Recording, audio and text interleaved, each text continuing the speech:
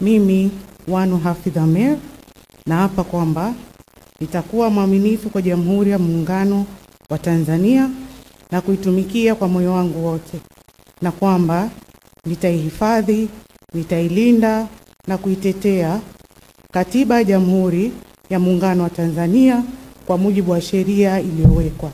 Ewe Mwenyezi Mungu nisaidie.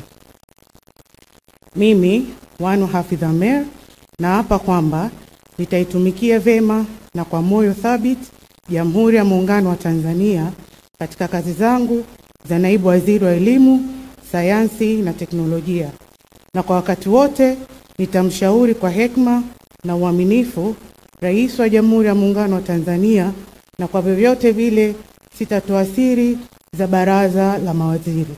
Ewe Mwenyezi Mungu nisaidie.